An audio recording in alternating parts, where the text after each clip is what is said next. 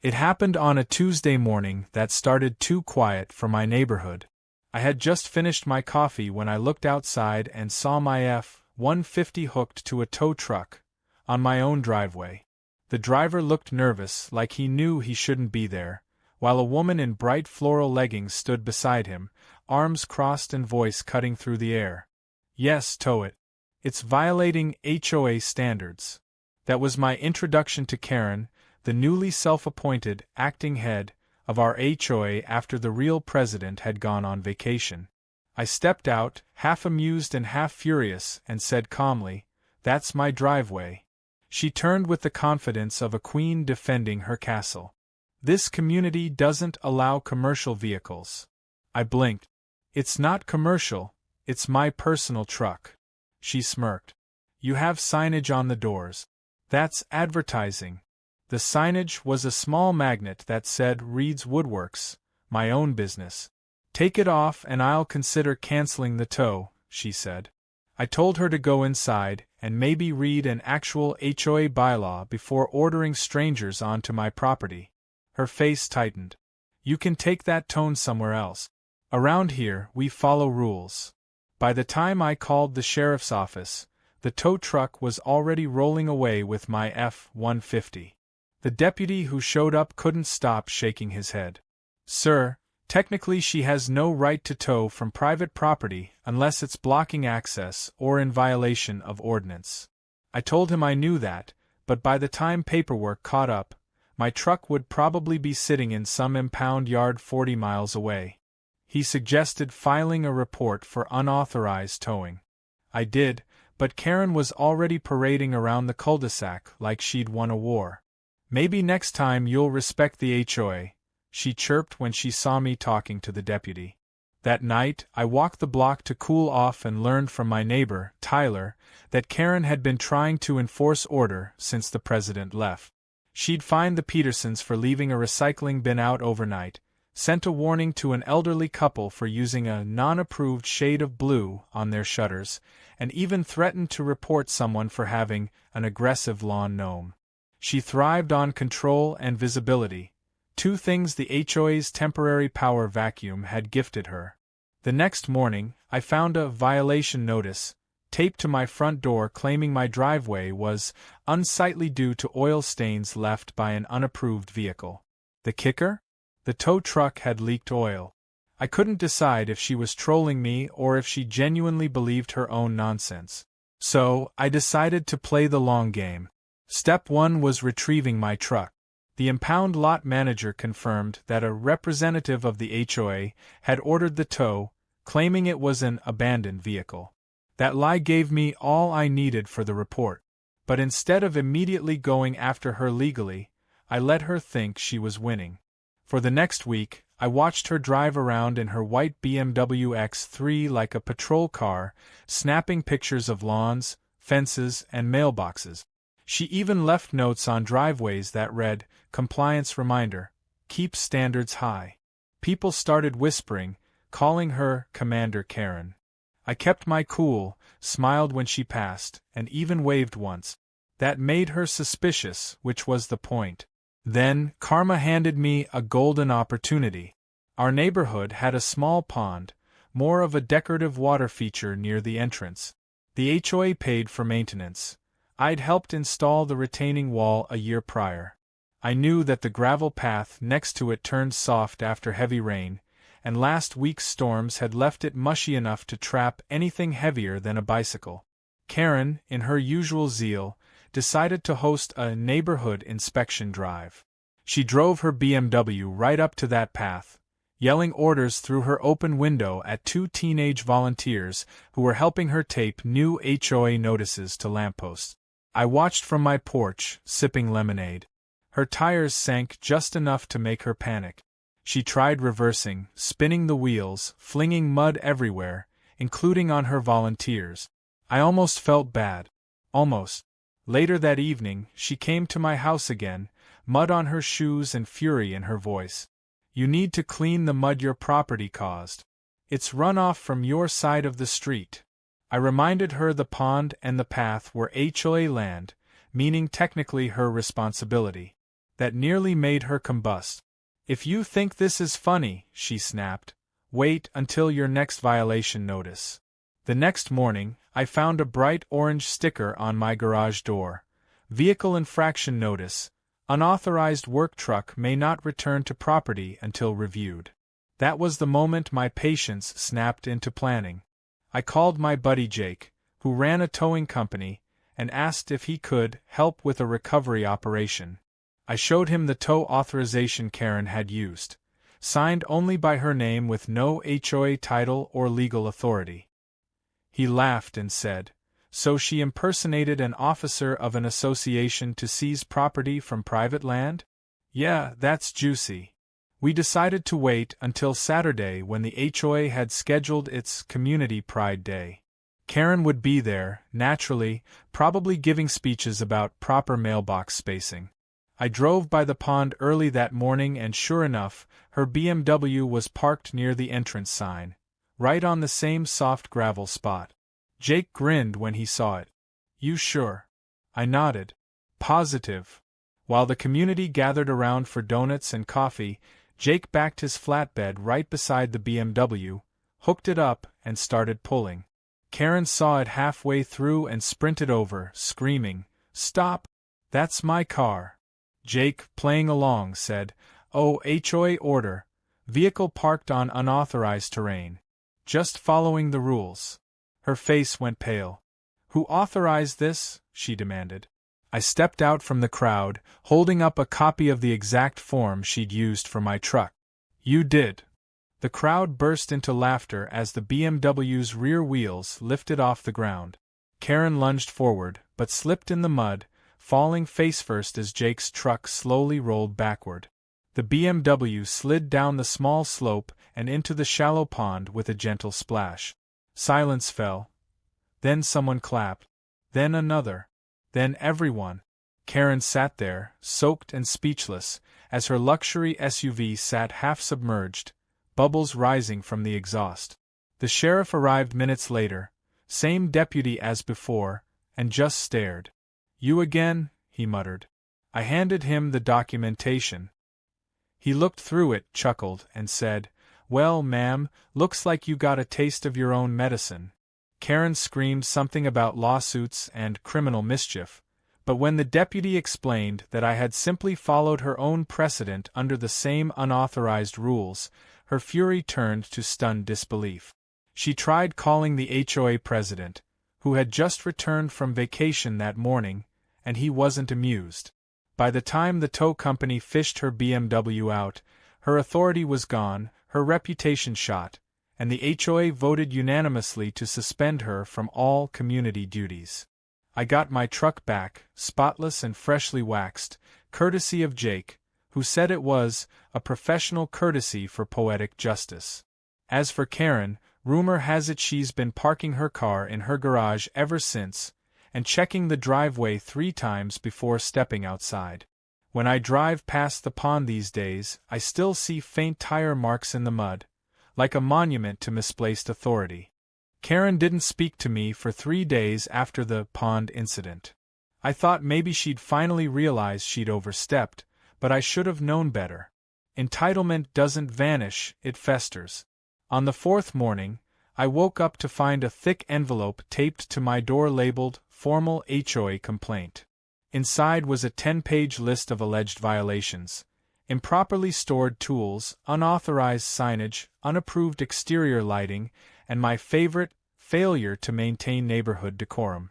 Each charge came with a fine between $50 and $200.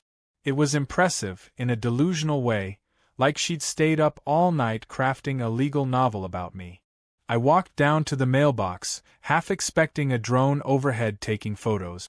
Instead, I found my neighbor, Mrs. Klein, reading her own letter and muttering. "She fined me for my wind chime," she said. "Apparently it's auditory litter." Tyler walked up with a letter of his own, shaking his head. "She's gone nuclear." Word spread fast. Karen had fined half the neighborhood in a single morning. People started meeting on driveways, forming small clusters of disbelief and sarcasm. Someone joked about forming an anti-HOA committee. I didn't laugh. I just said, maybe it's time we actually did. That night, we gathered at my place, 7 of us, including Tyler and Mrs. Klein. I brought out lemonade and a printout of the HOA charter. Let's start with facts, I said. She's acting as president, but there's no record of her appointment. Tyler nodded. She said she was temporary chairperson until the board reconvenes. I flipped through the bylaws. There's no such position. Mrs. Klein leaned forward. So everything she's done, every fine, every tow, was unauthorized? Exactly, I said. We just need proof. Proof wasn't hard to find. I called the actual HOA president, a man named George who had been blissfully vacationing in Florida. When he answered, I explained what had happened. The towed truck, the BMW in the pond, and the wave of fines. There was a long silence on the other end before he said, "She what?" He asked me to email him copies of everything. "I'll be back in 2 days," he said. "Don't do anything until I get there." I told him I'd behave. That was only half true. The next day, Karen showed up again, clipboard in hand, strutting down the street like a general on inspection. "You'll be hearing from the board," she told me, chin high. "You've made a mockery of this community." I smiled. "The board? You mean the one that's still in Florida?" Her face twitched. "Don't play games. I'm in charge here until further notice." I said nothing, just pointed to the pond where faint ripples still marked her BMW's unfortunate swim. She spun around and stormed off, heels stabbing the asphalt like punctuation marks. That evening, she escalated. She hired a tow truck again. I heard the rumble just after sunset. This time, I'd parked my F-150 fully inside my property line, behind my gate, under a security camera I'd installed post-pond. I stepped outside with my phone recording. "Evening," I said. The tow truck driver looked miserable. "Ma'am said this was a repeat offender." I asked him if he had written authorization. He showed me a form with Karen's name scrawled on it. I laughed. "Buddy, last guy who trusted that signature ended up fishing a BMW out of the pond." He blinked. Karen marched up, shouting, "This property violates community aesthetics. Move that vehicle." The driver froze. "I'm not touching anything without proper order," he muttered and drove off. Karen turned purple. "I'll report you to the sheriff." "Please do," I said. "He loves this neighborhood." The next morning, I found something new, orange cones and a community improvement zone sign planted right across my driveway. She'd blocked my exit. I called the sheriff. The same deputy came out again, barely containing a grin. "She really doesn't learn," he said. He moved the cones himself, wrote a report, and promised it would find its way to someone important. Karen stood on her lawn filming with her phone, shouting, "You're harassing me." The deputy calmly waved. "Ma'am, you're obstructing private access. That's a misdemeanor if repeated." She went silent but didn't delete the footage. I knew she'd post it somewhere. Sure enough, the next day a Facebook post popped up in the community group. "Local homeowner attacks HOA volunteer. Spreads lies about leadership." The comments were brutal. Most neighbors defended me. A few outsiders called me the guy who drowned a BMW. That part I didn't deny. I replied only once. "I don't attack people, just hypocrisy." The post vanished within an hour. When George returned from Florida, the atmosphere shifted overnight. He called for an emergency HOA meeting at the community center. Every resident showed up, half curious, half furious. Karen arrived early, dressed in a cream blazer, carrying folders like a defense attorney. George opened the meeting with a sigh. "I've reviewed everything." He looked directly at her. "Karen, you had no authority to act as president." Murmurs spread through the room. She stood. "I was maintaining order during your absence." "By issuing fines and towing vehicles from private property?" he asked. "You impersonated an officer of the board." Karen's voice cracked with indignation. "Someone had to keep things running. This community was descending into chaos. Tyler raised a hand. Chaos? My grass was 2 inches long. Laughter rippled across the room. Mrs. Klein added, and my wind chime was auditory litter. George banged the gavel. Enough. All violations and fines issued during the past 2 weeks are void. And Karen, you're suspended from all HOA duties pending review. She stood frozen, mouth slightly open, eyes darting. You can't do that, she said quietly. George's voice was calm. I just did. The meeting adjourned to a mix of relief and gossip. People gathered outside, thanking me for standing up to her. I shrugged. She did most of it to herself. But deep down, I knew it wasn't over. Karen's pride was a live wire, and humiliation only feeds it. 2 nights later, my motion sensor light flicked on at 1:43 a.m. I checked the camera feed. Someone standing near my mailbox. It was Karen. She was wearing a hoodie, glancing around nervously, holding a stack of papers. I watched her tape something to my mailbox and hurry off. The next morning, I found it. A crudely written notice of pending investigation with the HOA logo photocopied at the top. I called George. He sighed. I'll handle it. By noon, he'd sent an official notice to every resident stating that any future communications from Karen were unauthorized and to report them immediately. That should have been the end. But Karen wasn't content fading into irrelevance. That weekend, a new rumor started circulating, that my woodworking business was operating illegally out of my garage. She claimed I was running a commercial operation in a residential zone. I knew exactly who'd reported me because the zoning officer chuckled when he showed up. This seems personal, he said.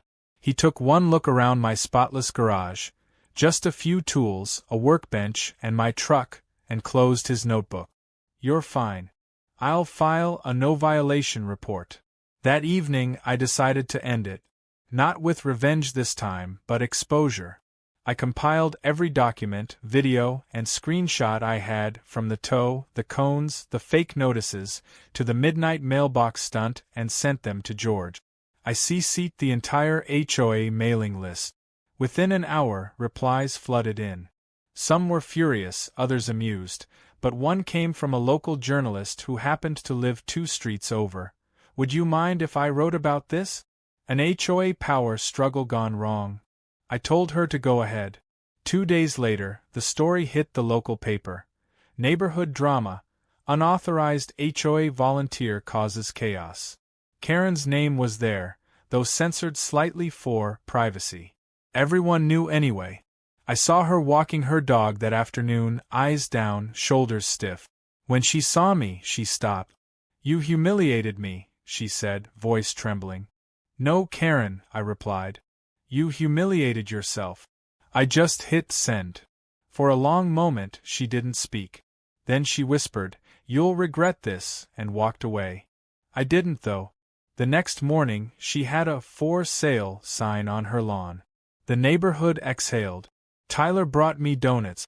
Mrs. Klein brought coffee. To peace and quiet, she said. But I knew Karen wasn't done. Not entirely. People like her don't leave quietly. They plot. Sure enough, that night I got a letter. Not from the HOA this time, but from Karen's lawyer. It was short. Our client alleges defamation and emotional distress resulting from your public actions. I laughed out loud. I knew what was coming next. Another round of escalation, but this time, the battleground wasn't the street, it was the courthouse. And I was ready. The letter from Karen's lawyer was printed on heavy, cream-colored paper that looked far more serious than the nonsense it contained. I sat at my kitchen table reading it under the warm light, trying not to laugh. It claimed I had deliberately orchestrated reputational harm through acts of humiliation and unauthorized publication of private information. The irony was delicious. She'd paraded around the neighborhood for weeks pretending to be a public official, and now she was crying privacy violation. Still, I wasn't stupid. I knew the power of paperwork and the inconvenience it could bring. So I did what any rational man would do. I called my lawyer. His name was Ben Kravitz, a friend of mine since college. The kind of guy who wore sneakers with suits and enjoyed dismantling bad arguments for sport. After I sent him the letter, he called me within an hour. "This thing's garbage," he said between laughs. "She's got no case. You posted facts, not opinions. Truth isn't defamation, and public misbehavior isn't private." He paused. "Still, if she files, we'll counterclaim. You've got video, right?" I told him I had everything: dates, times, screenshots, recordings, even the impound receipt. He chuckled. "Then let her dig her own hole. I'll even bring popcorn." I thought that would be the end of it, but Karen thrived on escalation like oxygen. 2 days later, a process server knocked on my door. "Mr. Reed," he asked, holding an envelope. I signed, opened it, and sighed. She'd actually filed. Civil claim for defamation, harassment, and emotional distress. I took the papers to Ben's office, where he skimmed them like a man reading a comic book. "This is almost impressive," he said. "She's accusing you of emotional torment caused by public embarrassment over her own misconduct." He looked up. She attached a screenshot of the local news article. "You didn't even write that." I shrugged. She needed a villain. Ben filed a motion to dismiss within the week. In the meantime, word spread faster than gossip in a hair salon. Half the neighborhood knew about the lawsuit before I even told them. Tyler texted me, "You're officially a legend, man. She's suing the pond guy." Mrs. Klein dropped off cookies with a note that said, "For legal energy." People started taking sides, not against me, but against her. Some even offered to testify about her harassment. The collective resentment she'd built was finally uniting everyone she'd tried to control. Then came the court summons. The hearing was scheduled for a Thursday morning in the downtown civil court. I wore a clean gray suit, Ben in his sneakers and smirk. Karen arrived flanked by a lawyer who looked barely old enough to rent a car. She was dressed like she'd come to host a gala: white blazer, pearls, and a posture that screamed wronged queen. The judge, an older woman with sharp eyes, wasted no time. "Ms. Jenkins," she began, "you are alleging defamation and emotional distress caused by Mr. Reed's actions?" Karen nodded confidently. "Yes, Your Honor. His public humiliation campaign has made it impossible for me to live peacefully." Ben rose. "Your Honor, we have video evidence showing that the plaintiff engaged in multiple unauthorized enforcement actions, including an illegal tow, fake notices, and property obstruction. We also have confirmation from the HOA president that she acted without authority. The so-called public humiliation came from her own conduct being witnessed by her neighbors, and a factual news report." He played a clip. Karen screaming as her BMW slid into the pond, followed by the deputy's deadpan, "You got a taste of your own medicine." The courtroom stifled laughter. Even the judge smiled slightly. Karen's lawyer fumbled, claiming selective editing and emotional context. The judge raised an eyebrow. "Ms. Jenkins, is that you in the video?" Karen hesitated. "Yes, but, and is that your vehicle?" "Yes." "And did you authorize the towing of Mr. Reed's truck from his private property?" "I was acting for the community," she blurted. The judge leaned back. "Without any legal appointment or board authorization?" Silence. The sound of a sinking case.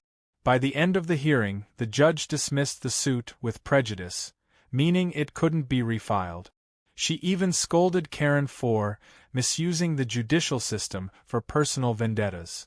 Ben whispered, "That's judge speak for stop wasting everyone's time." We walked out of court like we'd just watched a comedy show. Karen stayed behind, whispering furiously to her lawyer, who looked like he wanted to evaporate. Outside, reporters from the same local paper were waiting. "Mr. Reed, any comment on the dismissal?" one asked. I kept my tone even. Justice tends to sort itself out, especially when people film everything.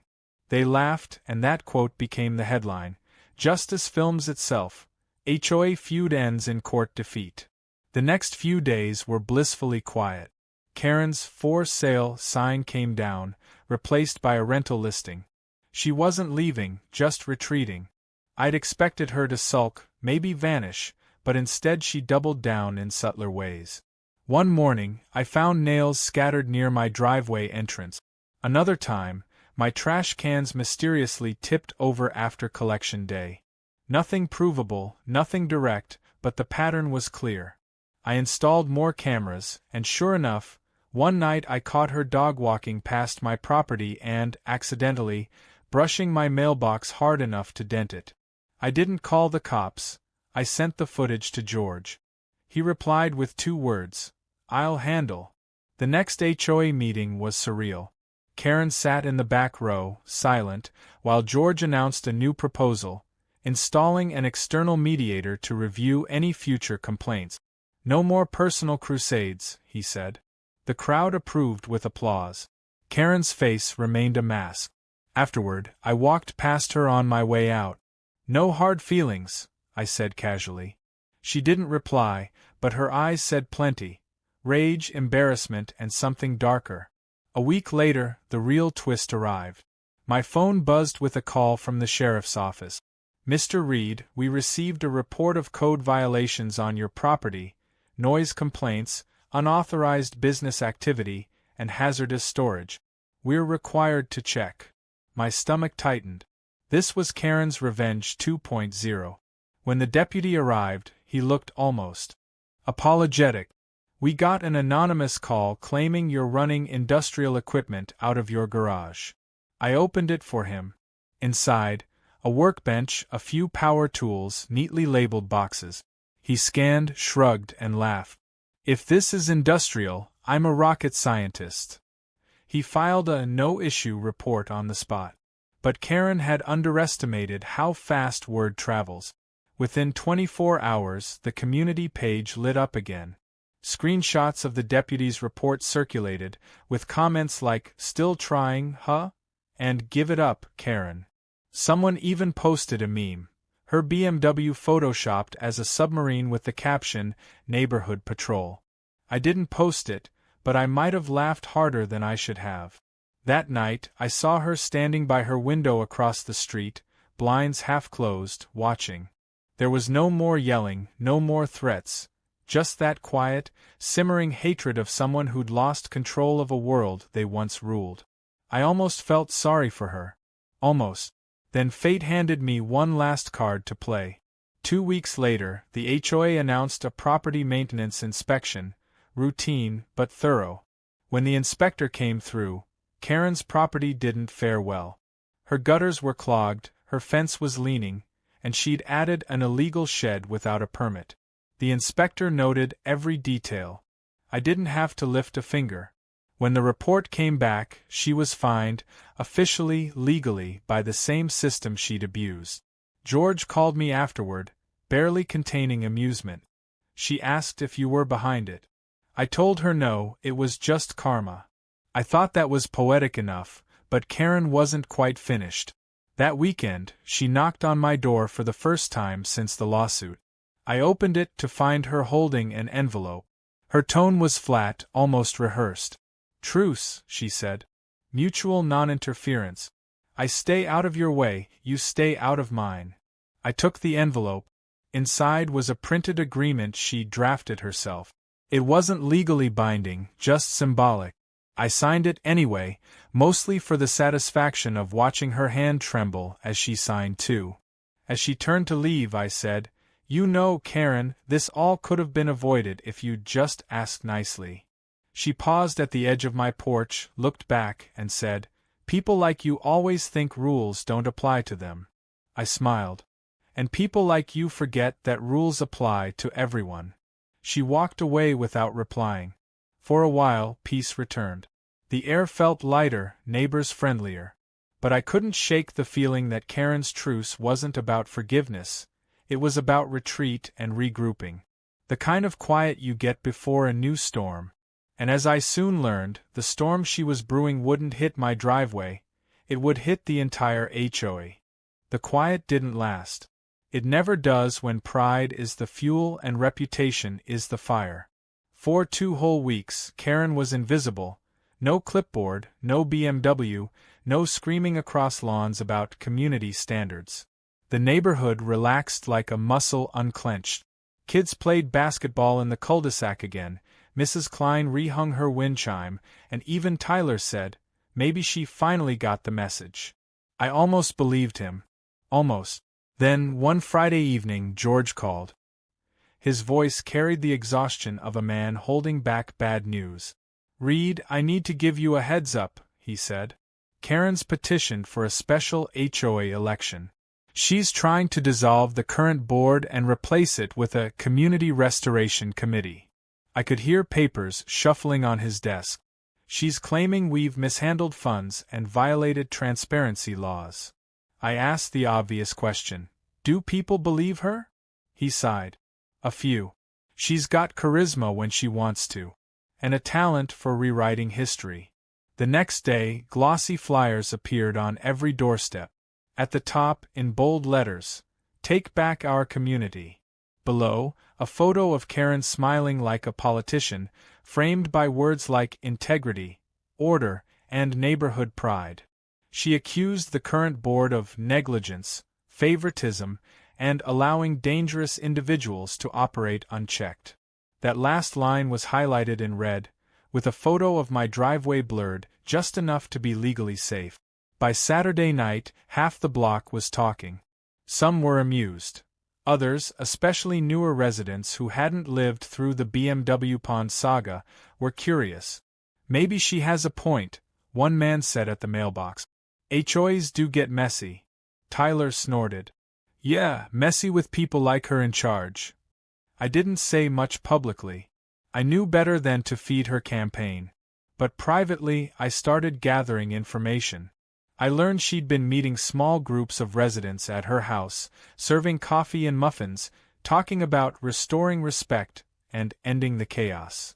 Classic manipulation. Feed them sugar, then poison the well. I asked George how the board planned to respond. By the book, he said. We'll hold the election, let the votes speak. I told him that was naive. You're dealing with someone who bends rules until they scream. You better be ready for tricks. Sure enough, the tricks began. A week before the election, an anonymous flyer circulated through mailboxes. It accused George of misusing HOA funds for personal projects and hinted that I'd benefited from selective enforcement. There were no details, just innuendo. The timing was perfect, late enough to avoid rebuttal, early enough to seed doubt. I decided to visit Karen directly. Not to argue, but to see how far she'd go. Her porch light was on, her doorbell polished like a trophy. When she opened the door, she looked genuinely pleased. Marcus, she said, as if we were old friends. Come to talk sense into yourself? I kept my voice calm. You're really doing this again? You already burned your reputation once. Why light it on fire twice? She smiled, sipping from a mug. People forget faster than you think. They want stability. I offer that. You offer drama. Her tone was clinical, detached. Like a surgeon explaining why an operation was necessary.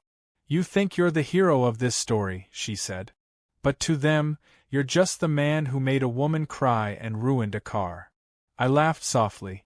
That's creative, even for you. She leaned in slightly. Don't underestimate the power of narrative.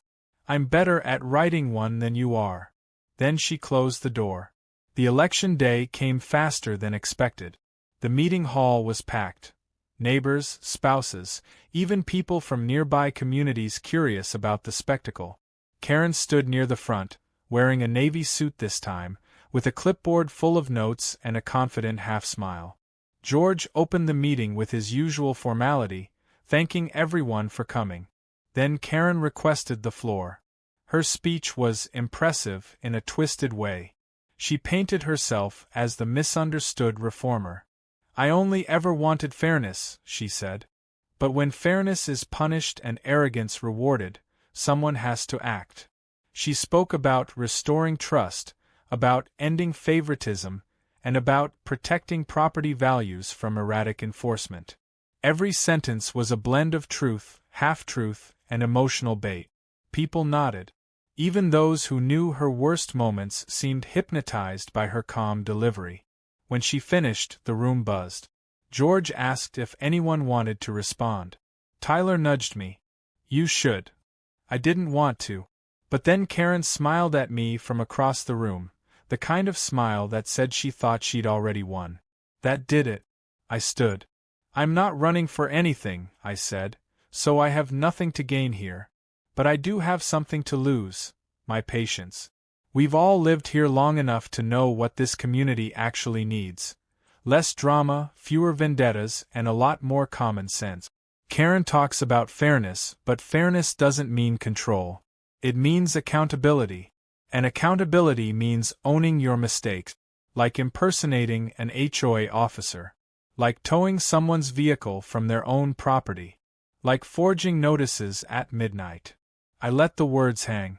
We all make mistakes, but repeating them, rebranding them as leadership? That's not reform. That's recycling chaos. Silence. Then, from the back, Mrs. Klein clapped once. Then Tyler. Then half the room. Karen's composure cracked for the briefest moment, her smile twitching. The vote began minutes later.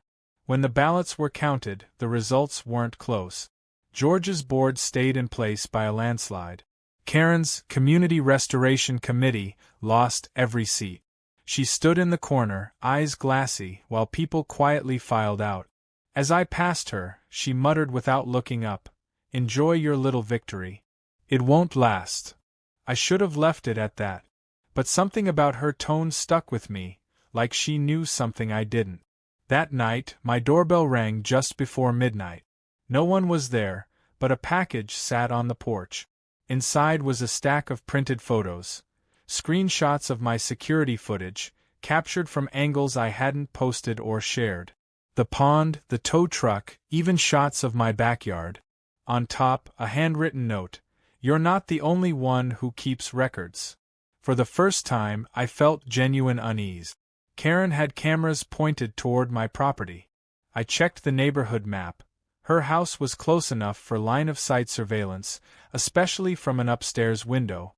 I spent the next morning inspecting my perimeter. Sure enough, hidden in her second-story window, behind a flower pot, was a small black dome camera, aimed directly at my yard. I called George. "That crosses a line," he said.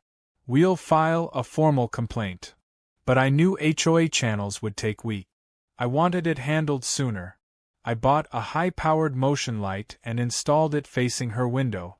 That night, as soon as her camera lens reflected the beam, she stormed outside, furious. "You're harassing me!" she shouted from across the street. "You're invading my privacy." I called back, funny, I was about to say the same thing. She glared for a long second before retreating inside. The next day, she escalated again, this time with the county zoning office. An inspector arrived, saying there'd been a report of unauthorized construction on my property. I showed him around, everything up to code. He laughed, shaking his head. "She's made 3 calls this week about different neighbors. We're required to check, but it's getting ridiculous." He wrote, "No violation," on the report and promised to flag her number for abuse.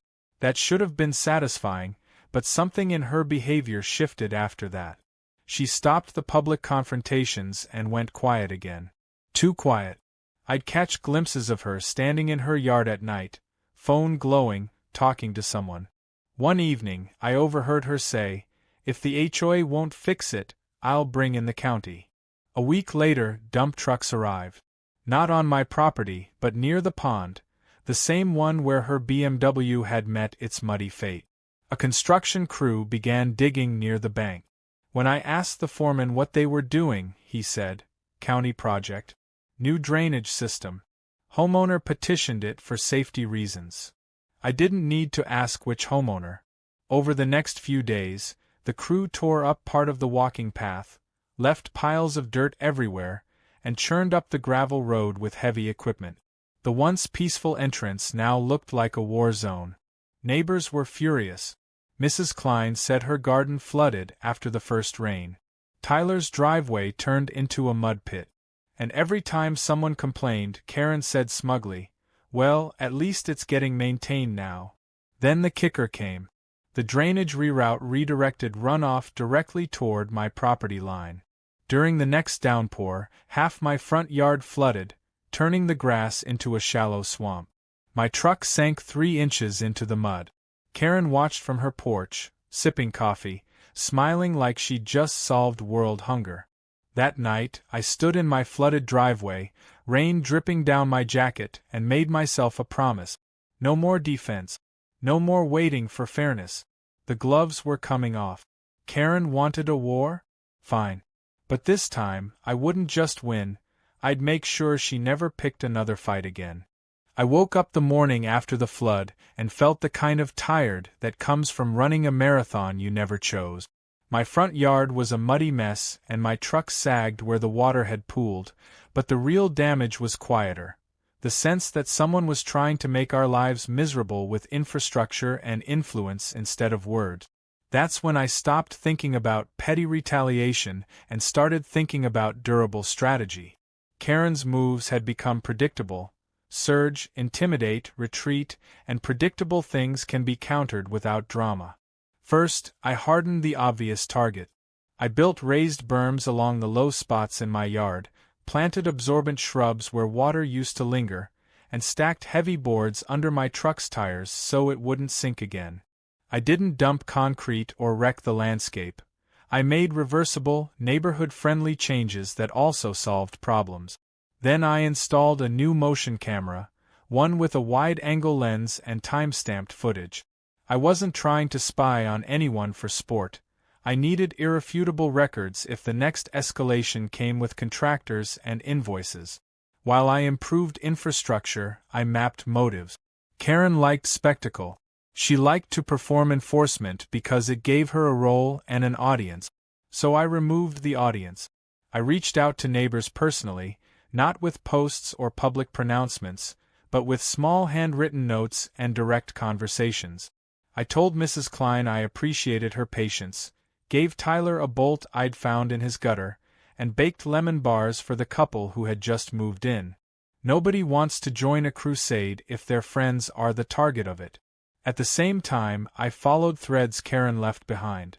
There had been a white van, unbranded, parked on our street in the middle of the night after the pond project began.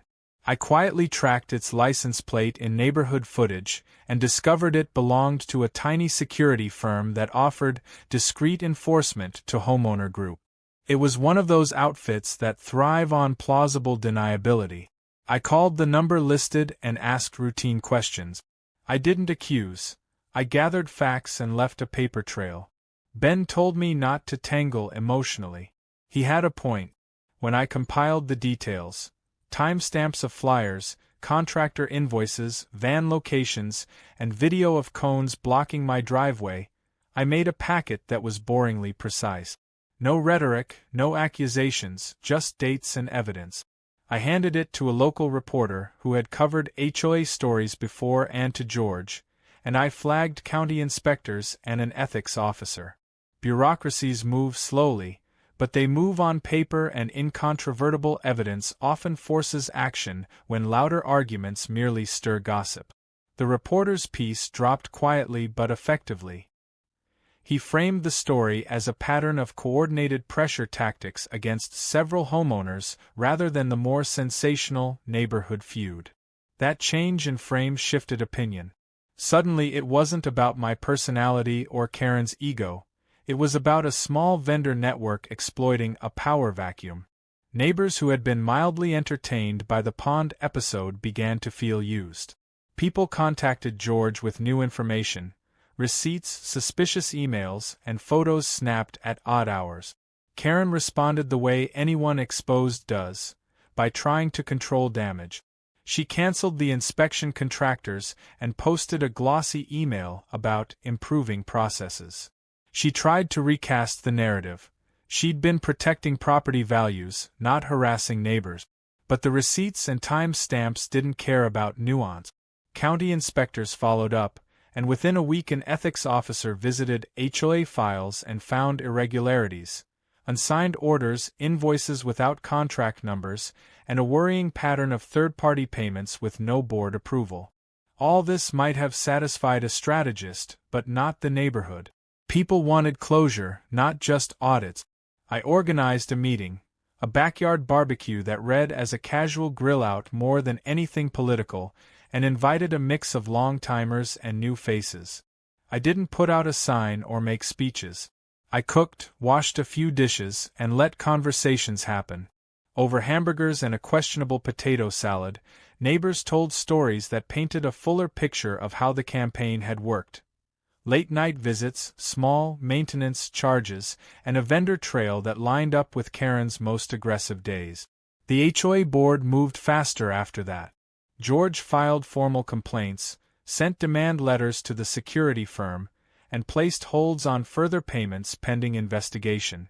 County inspectors issued fines for unpermitted work near the pond and ordered removal of surveillance equipment that had been mounted to point at private yard. A cease and desist went out to any third-party vendors working on behalf of individual residents without explicit board authorization.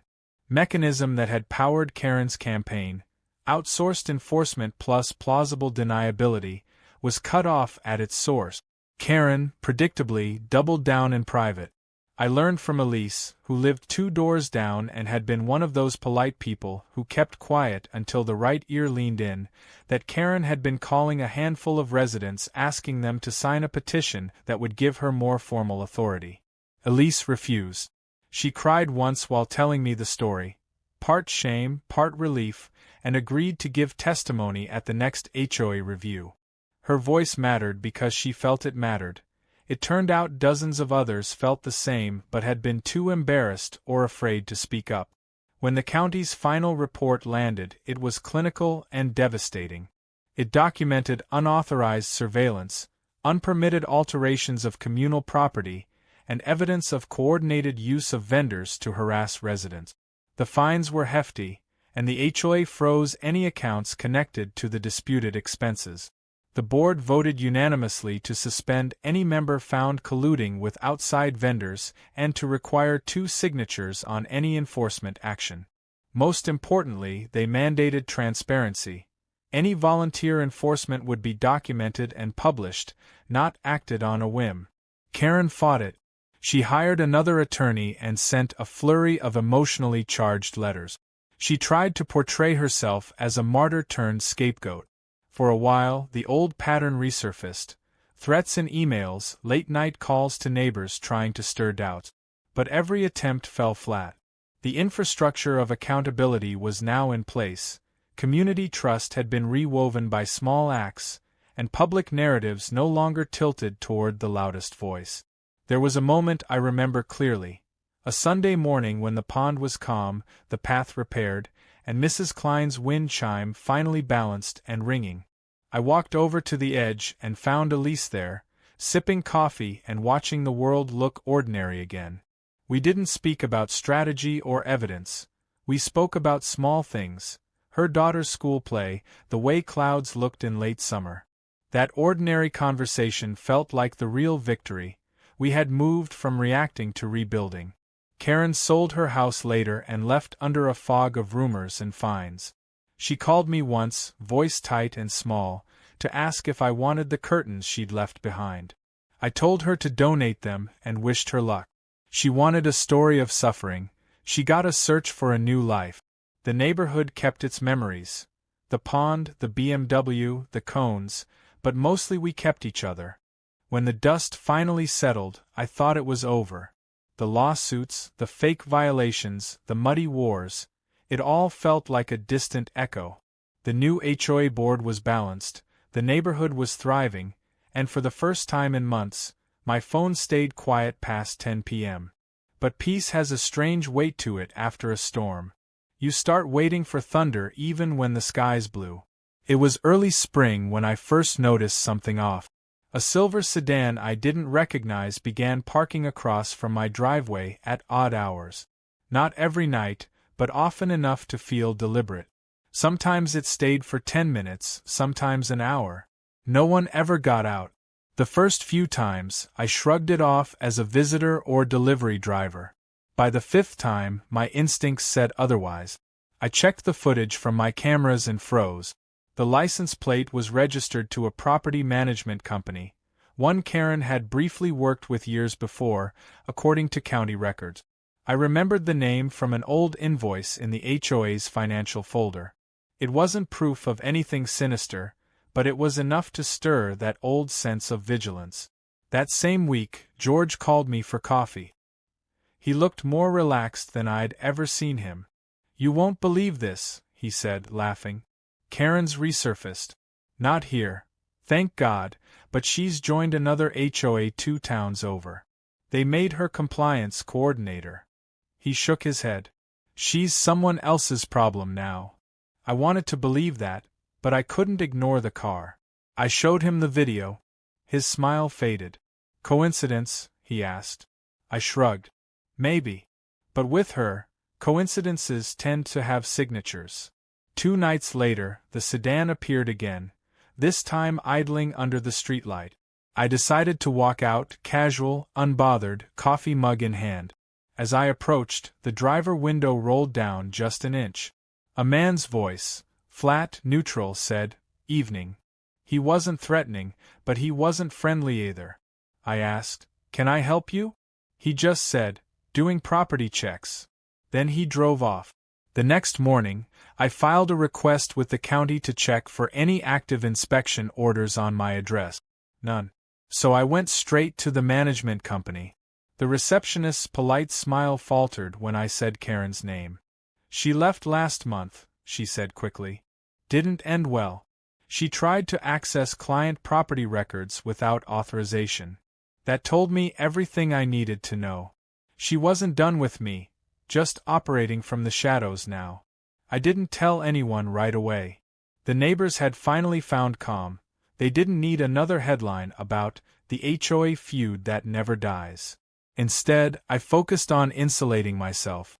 I reinforced my privacy fence, resecured the property line markers, and even replaced the gate camera with a model that auto-alerted the sheriff's office in case of trespass. But the real change came when I decided to go on offense again. Not with tricks, not with revenge, but with transparency. I built a simple website documenting the whole saga, from the first illegal tow to the final court dismissal. Nothing sensational, just dates, legal filings, and verified statements. I titled it Lessons from the HOA War: How to Survive Neighborhood Power Games. Within a week, it had 10,000 views. People emailed me stories from all over the country: HOA abuse, fake fines, neighborhood dictatorship.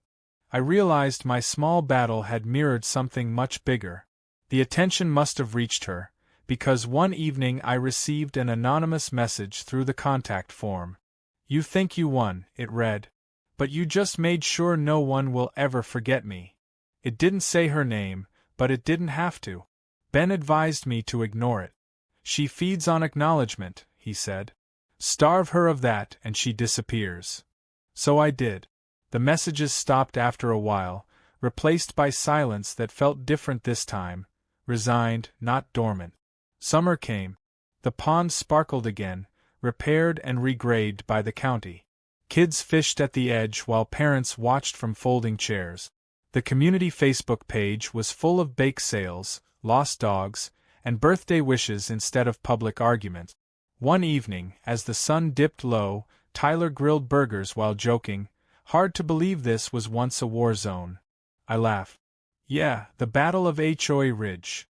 Mrs. Klein raised her glass. "To peace, may it outlast our patience." For the first time, I felt the tension leave completely. I even stopped glancing at Karen's old house when I drove by.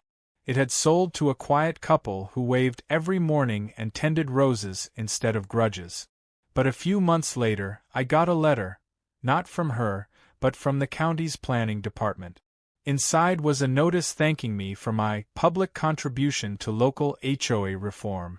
They'd cited my website during hearings on homeowner rights and transparency requirement. My story had actually changed policy. Small, but real. The irony hit me. Karen's relentless need for control had sparked the very change that stripped power from people like her. One evening, curiosity got the better of me. I looked up her name online.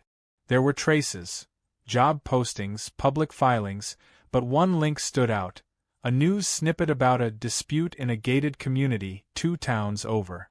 Different players, same pattern. The headline read, "Local HOA coordinator resigns after unauthorized enforcement incident." No details, but I didn't need them. Some people never learn peace. They only relocate the battlefield. I closed the browser and walked outside. The sky was bruised purple, the pond still, the air carrying the faint hum of crickets. For once, I didn't feel anger or satisfaction, just perspective. All those months of sparring had taught me something about control. The people who chase it hardest are the ones most afraid of losing themselves. A car passed on the main road, an old silver sedan. For a split second, my pulse jumped. But it turned left, away from the neighborhood, fading into the dark. I smiled at the absurdity of it all. As I turned back toward the house, I saw the reflection of my porch light glint on the gate camera. For the first time, it didn't feel like surveillance, it felt like safety earned. I thought of the sign by the pond: private property, no unauthorized access. A relic of the chaos we'd survived. I almost wanted to replace it with something new: peace maintained. That night, I sat at my desk, added one final entry to my website, and wrote. This started as a fight over a driveway and ended as a lesson about power. Entitlement is loud, but accountability doesn't need to shout. It just waits, collects evidence, and outlasts the noise. If you're ever dragged into a battle with a Karen, document everything, stay calm, and let truth do the heavy lifting. The loudest voice isn't always the strongest one. I hit publish and leaned back. Somewhere out there, Karen was probably drafting another complaint or plotting her next crusade. But it didn't matter anymore. The story had moved on, and so had I. The neighborhood lights dimmed one by one, the pond glimmered under the moon, and for the first time in what felt like forever, I slept without expecting a fight.